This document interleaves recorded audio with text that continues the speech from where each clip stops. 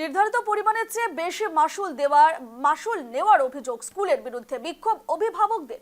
নিয়ম অনুযায়ী সমস্ত সরকারি স্কুলের ভর্তি ফি নির্ধারণ করা হয়েছে বছরে 240 টাকা। তবে এবার সেই সরকারি নির্দেশিকাকে বুড়ো আঙুল দেখিয়ে বাড়তি টাকা নেওয়ার অভিযোগ উঠল হাকিমপাড়া বালিকা বিদ্যালয়ের বিরুদ্ধে। এর জেরে স্কুলের বিরুদ্ধে বিক্ষোভে সামিল হলেন অভিভাবকরা। অভিভাবকদের অভিযোগ যে স্কুল কর্তৃপক্ষ ছাত্রীদের কখনো 500 আবার কখনো 600 টাকা দেওয়ার কথা বলেছে। শুক্রবার হাকিমপাড়া বালিকা বিদ্যালয়ে ভর্তির জন্য সময় নির্ধারণ করা হয়েছিল। সেই সময় অভিভাবকদের পক্ষ থেকে স্কুল কর্তৃপক্ষের সঙ্গে যোগাযোগ করে বর্ধিত মাসুলের কারণ জানতে চাওয়া হলে কোনো সদুত্তর পাওয়া যায়নি। এড়িয়ে জেনে স্কুলের বাইরে বিক্ষোভ দেখান অভিভাবকরা। শিলিগুড়ির স্কুলে সরকারি নির্দেশ লঙ্ঘনের অভিযোগ, নির্ধারিত পরিমাণের চেয়ে বেশি মাসুল নেওয়ার অভিযোগ। হাকিমপাড়া বালিকা বিদ্যালয়ে অভিভাবকদের বিক্ষোভ।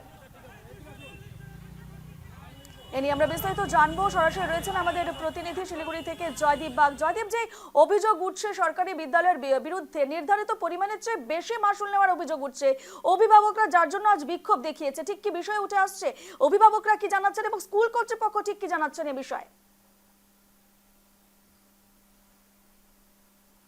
দেখো, এখন অবধি স্কুল কর্তৃপক্ষের তরফে কোনো রকম প্রতিক্রিয়া মেলেনি এবং তারা সরাসরি কোনো ভাবে সংবাদ মাধ্যমের কাছেও কোনো কিছু বলতেও চায়নি।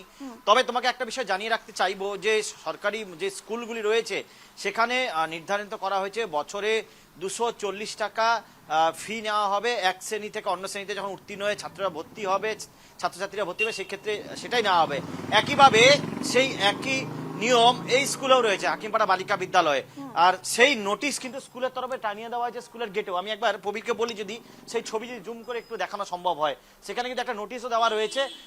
দেখলে বলা হচ্ছে ষষ্ঠ শ্রেণী, সপ্তম শ্রেণী, অষ্টম শ্রেণী 240 টাকা করে বার্ষিক ফি নেওয়া হবে। অর্থাৎ স্কুলের যারা ছাত্রী রয়েছে তাদের অভিভাবকদের দাবি, যখন এই ফি নির্ধারণ করা রয়েছে 240 টাকা করে, সেখানে কি করে স্কুল কর্তৃপক্ষ ছাত্রীদের মাধ্যমে বেশি টাকা চায়?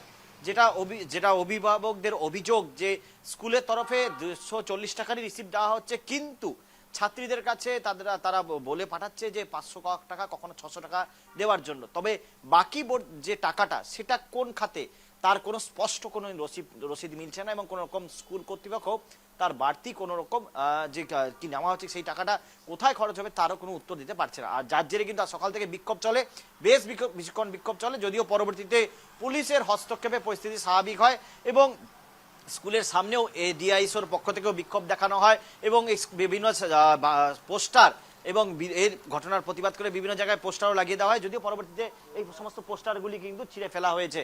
এবং তোমাকে জানিয়ে রাখবো, শুধু এই স্কুলের ক্ষেত্রে নয়, এই ধরনের অভিযোগ ভুরি শিলিগুড়ির আরো বেশ কয়েকটি স্কুলের বিরুদ্ধে একই অভিযোগ। এবং ছাত্রীদের অভিভাবকদের দাবি, যখন সরকার নির্ধারণ করা রয়েছে 240 টাকা, সেক্ষেত্রে কেন বেশি নেওয়া হবে?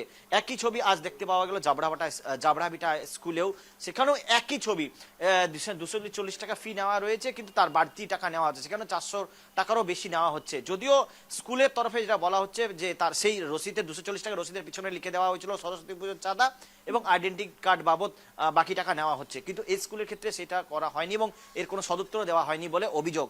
যদিও আমরা স্কুল কর্তৃপক্ষের সাথে যোগাযোগ করার চেষ্টা করি, তারা কিন্তু কোনো রকম এই বছরে যে প্রথম না, এর আগেও এই ধরনের অতিরিক্ত মাসুল নিয়েছে এই হাকিমপাড়া বালিকা বিদ্যালয়। দেখো, এই অভিযোগ আপাতত প্রথমে সামনে এসেছে, তবে এই স্কুল নয়, এর পাশাপাশি আরো বেশ কয়েকটি স্কুলের বিরুদ্ধে একই অভিযোগ।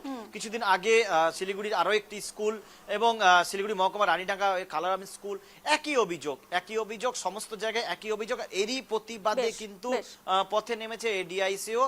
তারা কিন্তু বারবার ঘটনার তীব্র প্রতিবাদ জানিয়ে বিক্ষোভ জানিয়েছে এবং এই স্কুলের তরফেও বিক্ষোভ আজ করা হয়েছে এবং অভিভাবকদের পাশাপাশি এই ডিআইসিও বিক্ষোভ দেখিয়েছে। বেশ ধন্যবাদ জয়দীপ।